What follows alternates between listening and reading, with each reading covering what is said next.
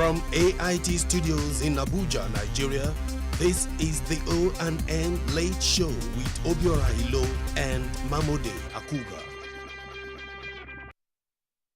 Hello there. It's another beautiful Tuesday evening and time for your show, the O&M Late Show.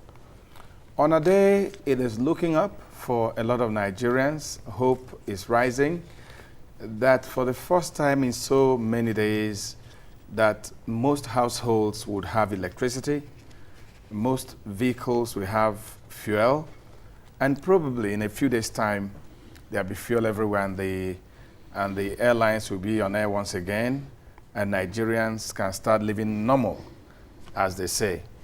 So it's an optimistic evening. I am Obiora Ilo and Mamode Akuga, I'm not sure, is as optimistic as the rest of other Nigerians.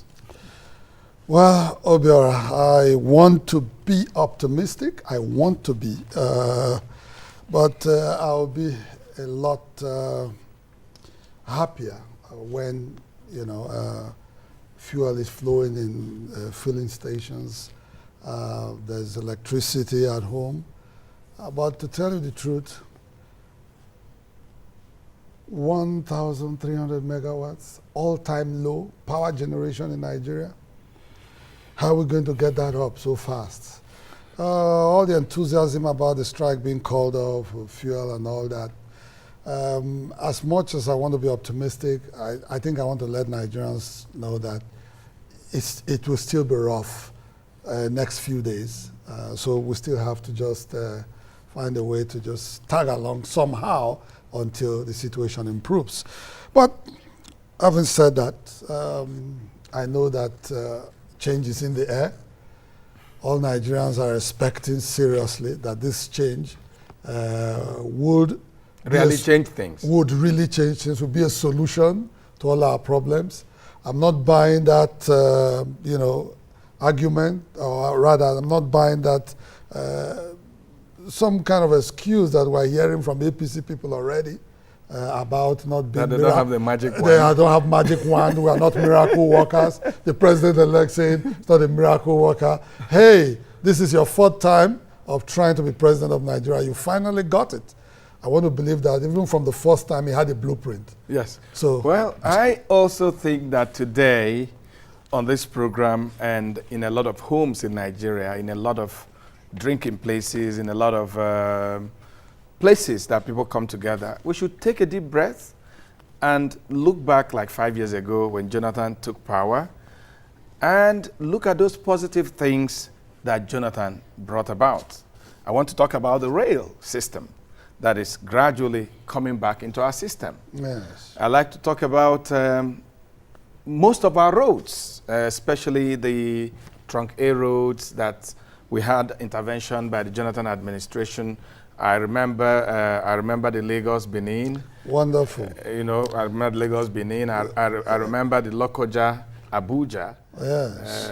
These were places that the president had interventions that were very, very positive. It really hurts when some of us see what has happened in the last few days and you start thinking, is it sabotage? Or somebody is losing it? Or somebody is forgetting what he or she is supposed to do? It's unfortunate, really, what is that happening? the last 2 weeks, 3 weeks is trying to rubbish most of the things that the the president has done. But I don't think yes. anybody can say that after 5 years that Jonathan has not made an impact on this nation. That would be totally unfair if anybody were to just, come up with that type of submission. Obviously, here and there, you can find the imprints of the Goodluck Bello Jonathan administration. I think there are so many things in the days ahead. Yes, so many things, agriculture. Nigerians on their own will come to realize those things. Well, they may not have been up to 100% of what we expected, but coming from where we're coming from, at least is some kind of departure.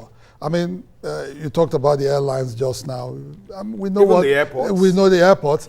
For me, I'm not excited about the transformation in the airport, but it does not make me not to realize where the state of the airports in the past and where we are today. They're a lot better than what they were 5 years ago, what they were 5 years ago. But I think they could still be better for an oil-producing country like Nigeria. Government is a continuum. Obasanjo did his bit. When he left, Yar'Adua came, did his bit. We lost him at a certain point. Jonathan do we say has? I think doing. No, I think you can say has. Has. I mean, the next few days. The next 2 days, really. So Jonathan has done his bit. Yeah. So it is time for Buhari and his team to start from where Jonathan stopped. And we are not looking forward to all this blame game. Oh, Jonathan did this. Oh, Jonathan didn't do that. And like Mahmoud said, all these years that Buhari has been wanting to be president, he should have a blueprint. And that was why one of our guests the other day said, what is this hula baloo about whether they handed over this or whether they cooperated or not?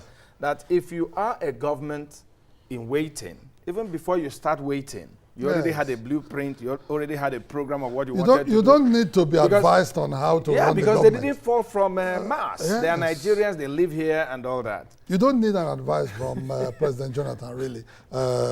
Muhammadu Buhari, President-elect, you really don't need any advice on how to run government from President Jonathan. I mean, those were one of the things the President-elect was saying, that President Jonathan has not given him tidbits on how to move government, to kickstart the government. You don't need that.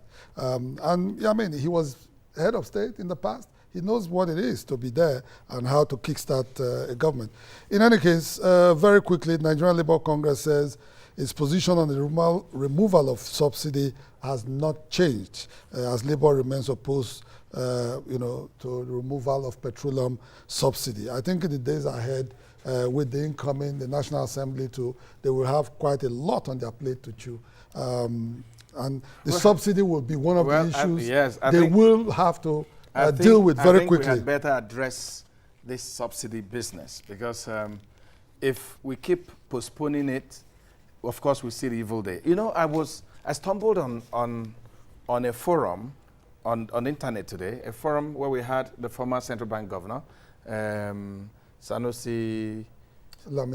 Sanusi. Yes. We had Ngozi Okonjo-Iweala, we had the petroleum minister, and we had many other astute economists in Nigeria. It was a forum, and Sanusi was addressing that forum.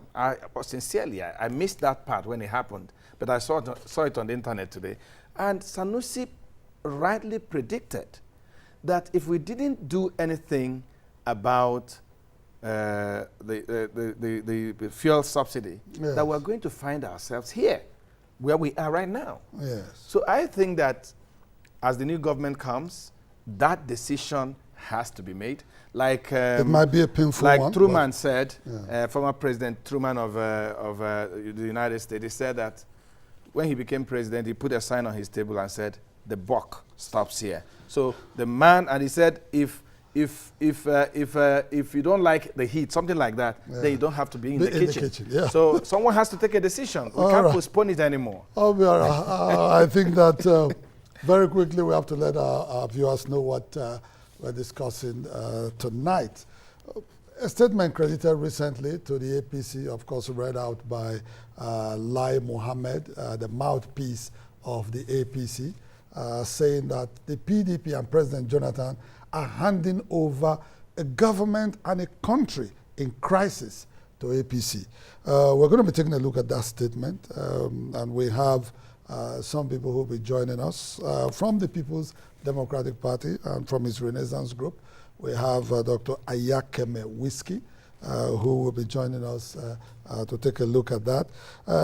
We also have Vince Onyekwelu. Vince is an ex-British police officer, but he's also a governance expert, because our question is Nigeria in crisis?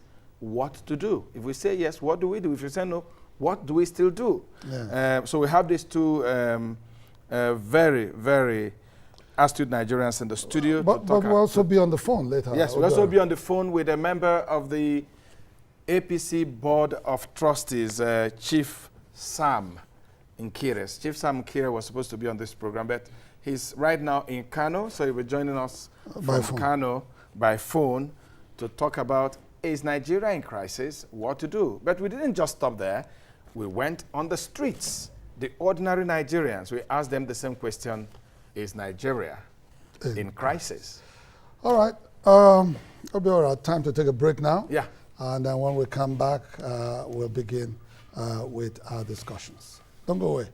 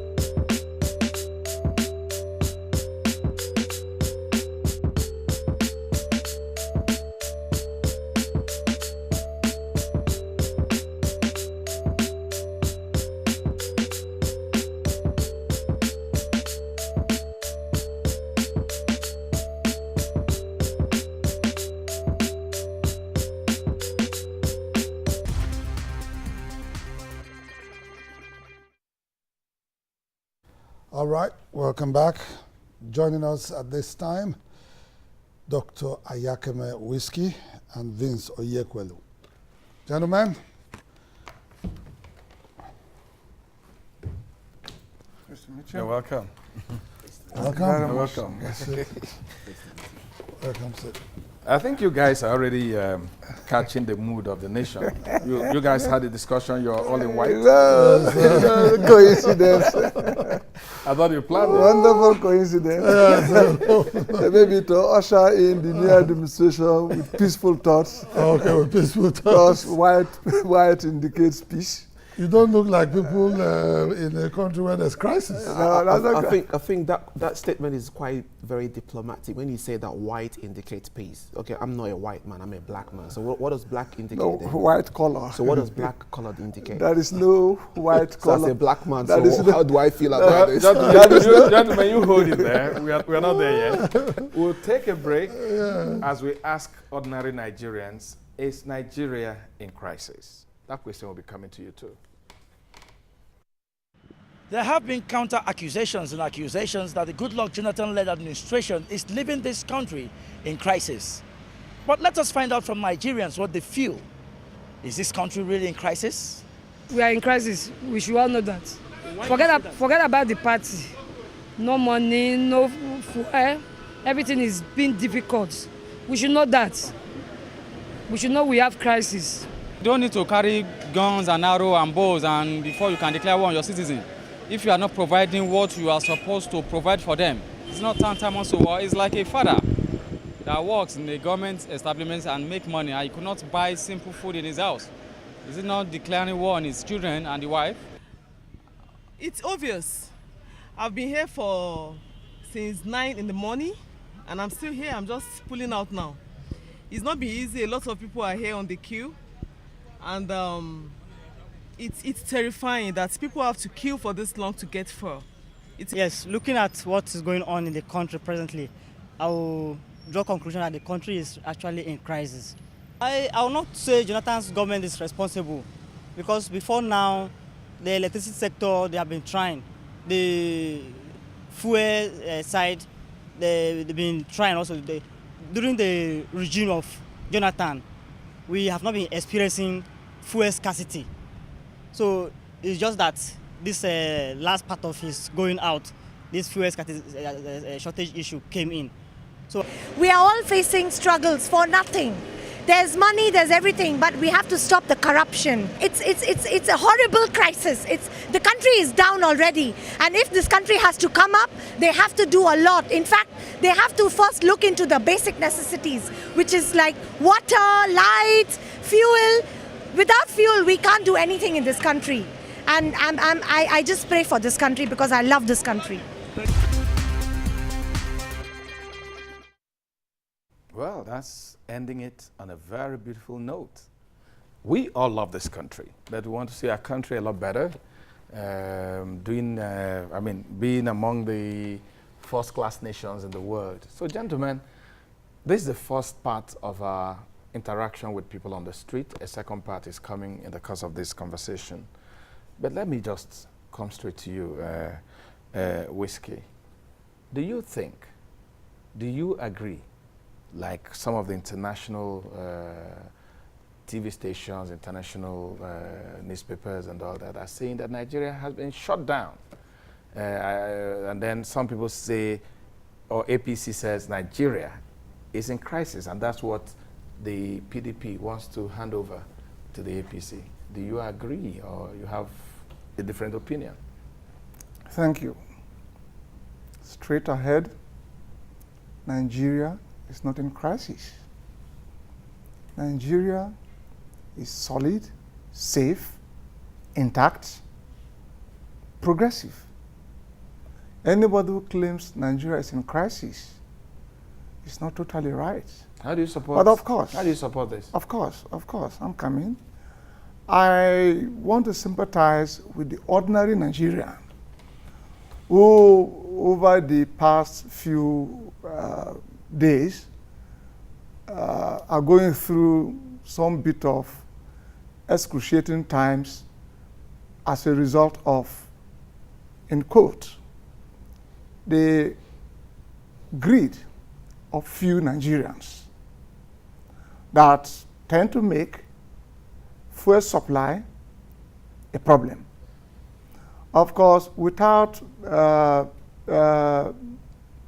fuel, so many things are badly affected. Movement of people, the capacity of institutions to function because of the epileptic nature of power itself. Most institutions and individuals resort to generators to power equipment, infrastructure in the offices. Even in private homes, you need fuel to power generator to pump water. For the past 4 or 5 days, the situation has been quite excruciating. But I like to take liberty to refer to what the coordinating minister of the economy and minister of finance said sometime last week, that the whole problem is choreographed by fuel importers who are blackmailing government and blackmailing Nigerians. We recall that about 2-3 weeks ago, when they shut down supply of petroleum products over non-payment, there was some interface, and arising from that interface, the minister confirmed to Nigerians that she was paying them about 159 billion naira, which was seemingly the sum outstanding. And one had thought without payment, everything was smooth. But she revealed to us in her statement last weekend that the importers are asking for the payment due to exchange rate differentials. And they are asking that 200 billion additional funds be paid to cover, in quote. But fuel importation is based on foreign exchange. So Yes. the differentials are part of what is being owed them. So That why is not- government that making is total- excuses? That I want to disagree with that because, and I want to disagree with that very firmly. When you go into business, you either incur gains or you incur loss. When they were importing these petroleum products at a time the exchange rate was convenient and comfortable, they never disclosed their profits to Nigeria. They went to the banks with full pockets. Similarly, as they encounter exchange rate differentials that have incurred loss, let them assume it. I'll give you one example. Incidentally, I manage my own personal petrol station, okay? Sometimes, my last product, I picked my last product from PPMC depot in Warri because of some supply difficulties. I bought at over 100 naira per liter. Overnight, the Minister of Petroleum Resources directed PPPRA to reduce pump price to 87 naira.